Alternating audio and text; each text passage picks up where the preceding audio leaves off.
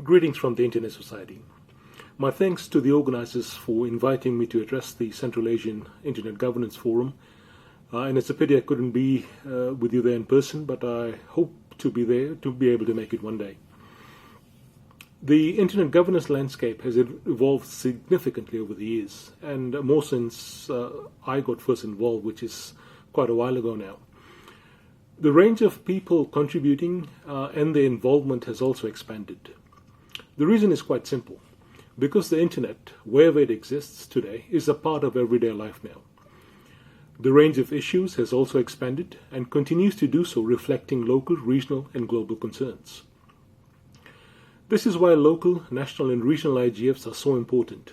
Not everyone can be at the global discussions, but the voices of so many can make its way there through localized processes such as the Central Asian IGF. Much work has been done in IG and the Internet as a whole, but much more needs to be done. I wanted to bring up a couple of issues for your consideration at the Central Asian IGF. Recent estimates suggest that a third of the world remains offline. The pandemic made the world realize how important the Internet is, from education to working from home to keeping in touch during isolation, and of course to tracking the virus and its spread, and so much more. Yet, if a third of the world is still not online, that means a third of the world had a greater struggle through the pandemic as a result. Access and connectivity is key. It's not just about having the connectivity infrastructure available, but also the means to actually access the Internet. This includes being able to afford Internet subscription costs, to the actual devices needed to get online, and of course having the digital literacy skills to ensure that you are able to use services and apps online.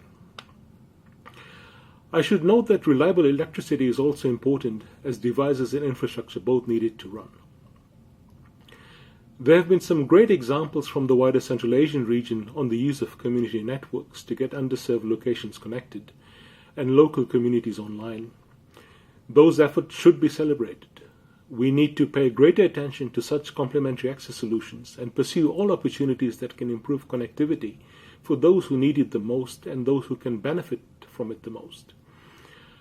Cybersecurity also often comes up as an ongoing concern, but it's also important to realize there are many layers to cybersecurity, from infrastructure to devices to applications and everything in between and beyond. Sometimes I feel people tend to spend a lot of time discussing cybersecurity, but overlook some of the basics and not having those in place. These basics include ensuring the basic building blocks of the Internet are robust and resilient. There are still gaps in addressing the Internet's routing security infrastructure, as an example. Now I would invite you to visit manrs.org, manrs.org, that lays out some of the basic steps that can be taken by network operators to keep the routing infrastructure secure and resilient. In a similar vein, IXPs play an important role when it comes to reliability and resilience, and it's good to see steps being taken on that front in the Central Asian region. IXPs play an important role and can serve as an important catalyst in building the digital economy, which I think so many economies aspire to. I want to end by bringing up concerns around Internet fragmentation. Some call it the Splinternet. The Internet wasn't designed around national borders. It is a network of networks, that's its basic definition, that helps connect things together. That and its open nature is one of the reasons it has been so successful. An Internet network that makes routing decisions based on borders, business decisions and fees, or politics would not be the Internet anymore. Nor would it represent the medium that has perhaps been humankind's greatest invention.